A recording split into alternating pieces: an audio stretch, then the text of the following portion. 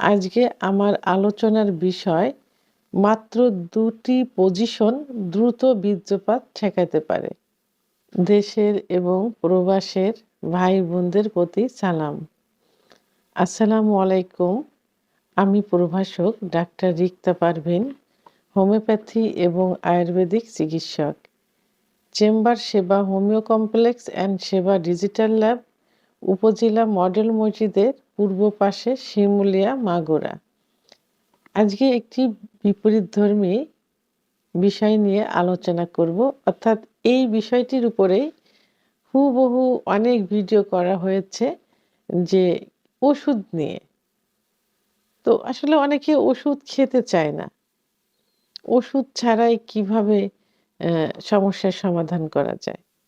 অর্থাৎ আজকের বিষয়টি কিন্তু খুব ইন্টারেস্টিং।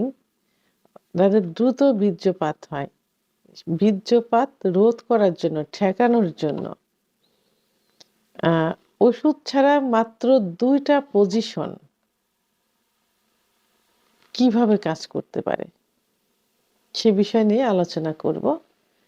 আসলে সেক্স একটা আর্ট, একটা শিল্প। এটা নিজের মতো করে তৈরি করে নিতে হয়। তো অনেকে সেটা বোঝে এবং এপ্লাই করে, অনেকে বোঝে না।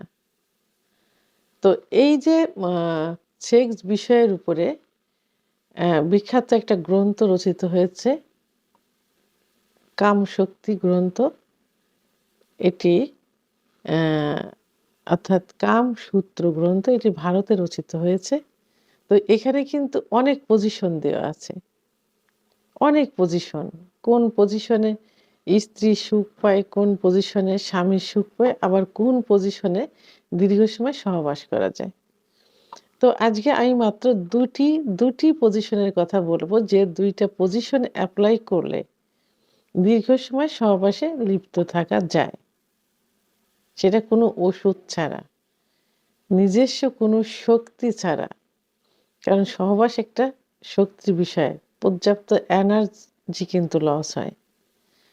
তো সেই ক্ষেত্রে সাধারণত একটা পজিশনই বাঙালি বেশি অ্যাপ্লাই করে থাকে, সেটা হলো, যেটা ইসলামও সাপোর্ট করে, সেটা হলো যে স্ত্রী নিচে বেডে শায়িত অবস্থায় থাকবেন আর স্বামী উপরে যৌন কার্য সম্পাদন করবেন উপর থেকে। তো এইটা যদি বিপরীতভাবে করা যায়, অর্থাৎ স্বামী নিচেই থাকবেন, বেডে থাকবেন, উপরে স্ত্রী যৌনিকার্য সহবাস করবেন। তো এই পজিশনে যদি সহবাস করা যায়, তাহলে দীর্ঘ সময় কিন্তু সহবাসে লিপ্ত থাকা যায়। কারণ এটাতে স্ত্রীর এনার্জি লস হয়, পুরুষের কিন্তু ওইভাবে এনার্জিটা লস হয় না। যখন এনার্জি লস হয় তখন স্ত্রী কিন্তু কি হয়, নিস্তেজ হয়ে যায় এবং তার দ্রুত বীর্যপাত হয়ে যায়। স্বামীর কিন্তু বীর্যপাত হতে চায় না, সময় লাগে। তবে এই যে পজিশন, উপরের থেকে স্ত্রী সহবাসে লিপ্ত থাকবেন, এর কিছু টেকনিক আছে। অর্থাৎ যখন সহবাসে লিপ্ত থাকবেন স্বামী নিচে, উপরে স্ত্রী, তখন স্ত্রী একটু ঝুঁকে থাকবেন স্বামীর দিকে, একটু ঝুঁকা অবস্থায় থাকতে হবে। এখানে তার মুখ, স্ত্রীর মুখ স্বামীর মুখের সামনাসামনি থাকবে, একদম ঝুঁকে। আর স্বামীর কি থাকবে, স্বামীর মাথার নিচে ২টা বালিশ থাকলে সব থেকে ভালো হয়, যাতে মাথাটা একটু উঁচু অবস্থায় থাকে। আর স্ত্রী সামনের দিকে ঝুঁকে, তার মুখটা একদম তার হাজবেন্ডের মুখ বরাবর সোজাসুজি থাকবে। আরেকটা হলো যে স্ত্রীর যে ব্রেস্ট, মানে স্তন, স্বামীর একদম ঝুঁকা অবস্থায় থাকতে হবে, মুখ বরাবর থাকতে হবে। এই পজিশনে যদি সহবাস করা যায়, তাহলে দীর্ঘ সময় সহবাসে লিপ্ত থাকা যায়। তাহলে এটা গেল একটা পজিশন। আরেকটা পজিশন, এই পজিশন সাধারণত এল সিস্টেম, অর্থাৎ স্ত্রী সামনে এল সিস্টেমে শুয়ে থাকবেন, সামনে এল সিস্টেমে, অর্থাৎ এল সিস্টেম বাঁকা হয়ে স্ত্রীর মুখ থাকবে সামনের দিকে, সোজা শুয়ে পা দুটা বাঁকা করে দিল, এল সিস্টেম। পিছনে পিছনে ঠিক একই সিস্টেমে পিছনে স্বামী থাকবে,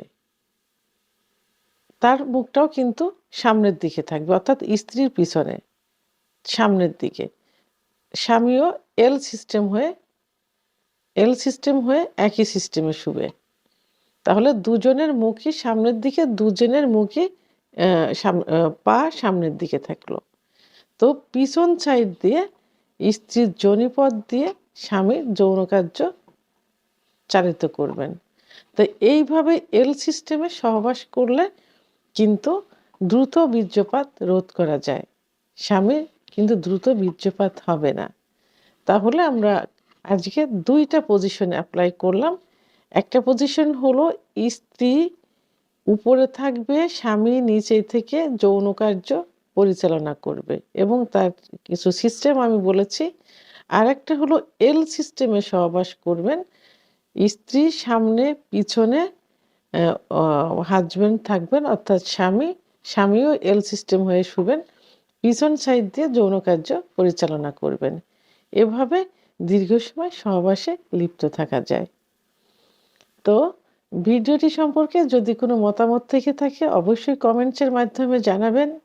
আর ভিডিওটি ভালো লাগলে লাইক, কমেন্ট, সাবস্ক্রাইব করে আমার সঙ্গে থাকুন। আল্লাহ হাফেজ।